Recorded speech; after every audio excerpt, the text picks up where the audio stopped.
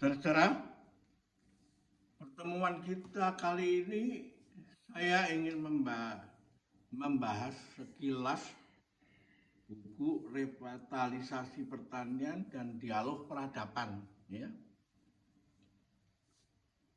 Diterbitkan oleh penerbit buku Kompas dalam rangka menyambut berdirinya Selo Sumarjan Research Center, ya kan? Di Fakultas Ilmu Budaya Universitas Indonesia, ya kan?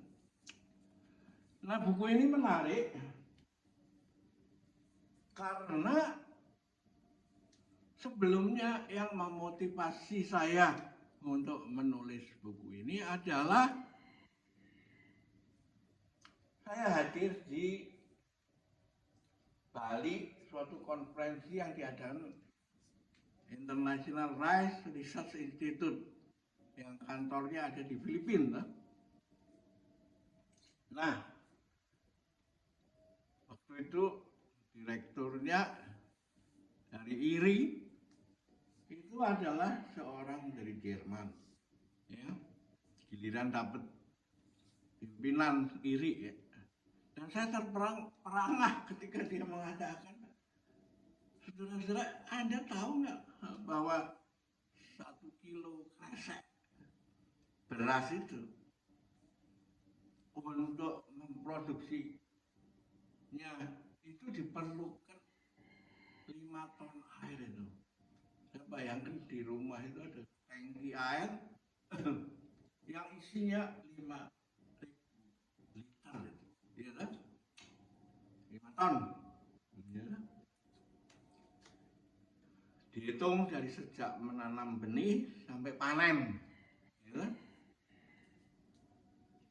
Nah, lalu di-highlight kan bahwa masa depan ini tidak bisa terus mengandalkan pada bahan pangan sumber karbohidrat yang basisnya pada beras yang sangat consuming air itu, ya. Jadi satu hari di dunia ini pasti akan ada shortage air, kan? Terutama di musim kering, kan? So what itu? Bagaimana menyediakan pangan untuk dunia, ya? Nah, pada waktu itu saya tawarkan pada Dr. Gumilar Rusliwan Sumantri itu, dekan Fakultas FISIP, ya, Ilmu Sosial Politik Universitas Indonesia itu, yang pada waktu itu menunjuk saya untuk membuat buku menandai lahirnya Selo Sumarjan Research Center, ya kan? Nah, perkenalan saya dengan Pak Gumilar ini pada waktu itu masih doktor dan sekarang sudah profesor, kan? Pernah menjabat sebagai rektor Universitas Indonesia, kan? Nah, saya sedang jalan di UI, saya melihat ada seorang yang memungut sampah di halaman FISIP itu, dan sampah itu dimasukkan ke kotak sampah itu, tong sampah.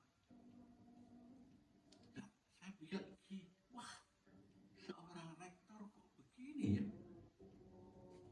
Etos kerjanya itu, ya, kan? Dan karena itulah saya mendengar bahwa di UI, di Fakultas Ilmu Sosial Politik ini memang kebersihan dijaga, ya. Nah, pada waktu itu saya sedang pulang sesudah pulang dari Jepang, saya sedang mempelajari etos kerja orang Jepang itu. Dari mana dia bisa apa itu, kalau dia kasih permen kepada seseorang dan biasanya orang itu dimakan lalu bungkusnya dibuang di mana saja. Orang yang berpikiran kaizen itu mengatakan, Pak sini jangan dibuang, saya yang buangin. Setelah permennya dimakan, dibuka bungkusnya dimakan, dia minta itu semua. Nah, dia kantongin, nanti dia ketika ketemu sampah, nanti ke tempat sampah, lalu dia masuk ke situ tuh. Jadi ini satu tipikal orang-orang yang konsepnya mentalitas itu kaizen itu. Hari ini atau detik ini lebih baik dari 1 detik lalu, 1 detik kemudian lebih baik dari detik ini, gitu. Itu terus menerus dilakukan dari atas, dari raja sampai rakyat jelata, dari pimpinan, direktur sampai petugas cleaning service itu. Nah, karena itu Anda melihat timbul gelombang kegerakan di banyak perusahaan, di mana lalu paperclip itu dikumpulin, jangan dibuang. Biasanya kan langsung dibuang, amplop apa, lalu dikumpulin, dipakai lagi. Dan amplop bekas itu juga dipakai untuk komunikasi intern office. Nah, ini menarik. Nah, lalu saya banyak ngobrol dengan Pak Gumilar itu, dan saya baru tahu bahwa beliau ini penggemar cerita Jepang tentang Musashi itu, pendekar pedang, jago nomor 1, dengan pedang kayu dia bisa mengalahkan orang nomor 1 di Jepang. Dengan mereka menggunakan pedang tajam, lalu dia bisa cepat set. Udah musuh lawannya sudah langsung kena di mana. Gitu? Nah, pembicara ini terus berlanjut sampai pada 2006 beliau sebagai dekan mendapat amanah dari Selo Sumarjan Research Institute untuk menerbitkan buku ini untuk beliau sendiri. Jadi bagaimana? Ya, saya menyebarkan kuesioner aja toh, sedikit sinopsisnya yang saya jumpain di seminar International Rice Research Institute itu toh. Dan lalu banyak masukan itu, ya, dari mana-mana, dan lalu tinggal saya memanage-nya saja, membaca, membuat kategori, lalu saya kumpulkan, ya, pilih dan pilah, gitu, sehingga terjadi layout buku ini, gitu. Buku ini sudah saya tidak tahu dicetak ulang berapa kali di penerbit Buku Kompas, gitu. Nah, message dari pesan ini adalah konsep belusuan itu sebenarnya. Jadi seorang dekan belusuan tanpa dipamer-pamerkan, memukul tambur, dia jalan kaki aja. Ketika dia jalan kaki keliling di kampus, dia lihat ada sampah, diambil, tariin tempat bin, tempat tong sampah, masuk ke situ. Nah, ini kalau kita mau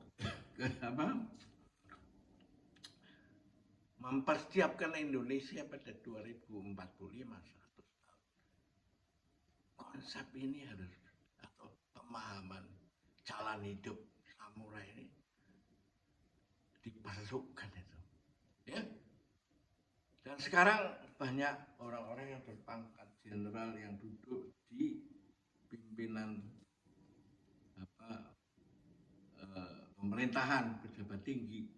Nah, it's time untuk memasuk pemikiran samurai itu berubah menjadi empu pembangunan itu. Ya. Kenapa? Karena memang mereka itu yang pendidikannya ya dari masuk itu harus menjaga sepatunya mengkilat, ikat pinggangnya juga, ya, bajunya nggak boleh lecek apa segala. Jadi mereka adalah orang-orang yang mau memperbaiki dunia, mulai dari diri sendiri itu. Jadi kalau kita mau memperbaiki dunia dengan menyuruh orang untuk memperbaiki dirinya, ya, bullshit itu. Ya. Nah, kalau you lihat banyak podcast itu, ketika menjelang pemilu, ya, kali-kali kita udah mengadakan pemilu, kan? Nah, yang ada hanya caci maki, lu salah, gua betul, lu salah, saya cari kesalahanmu, terus gua benar.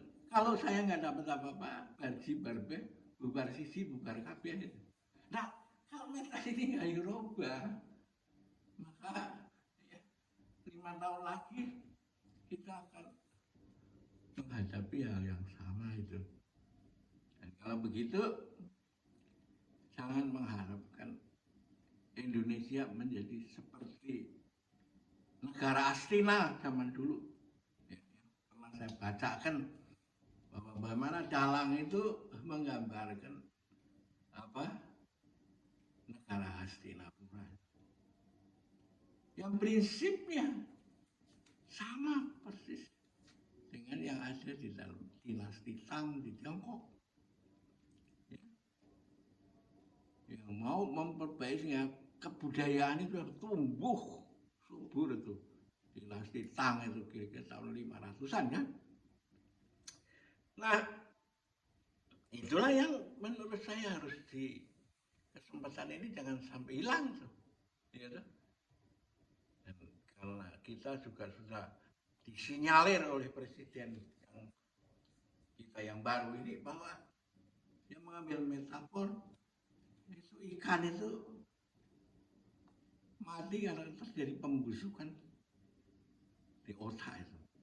Comfort zone itu yang membuat itu semua dia malas menjadi dari malas gerak menjadi malas mikir itu. Dan ketika menjadi malas pikir, maka dia menjadi beban masyarakat. Ya. Oke, kita akhirin dulu. Bisa nanti kita bahas berikutnya dari Frater. Nah, ini juga ada. Ini lukisan ini adalah saya ambil dari lukisannya Bapak Daud Yusuf. Yang di sini ombaknya itu menulis buku kata-kata ikro, bacalah, ya kan? Nah, ini sebenarnya ilmu agama dan ilmu pengetahuan itu harus saling memperkuat itu, ya kan? Ya, supaya benar-benar manusia itu secara material dan spiritual bisa tumbuh ya. Oke, sampai jumpa lagi.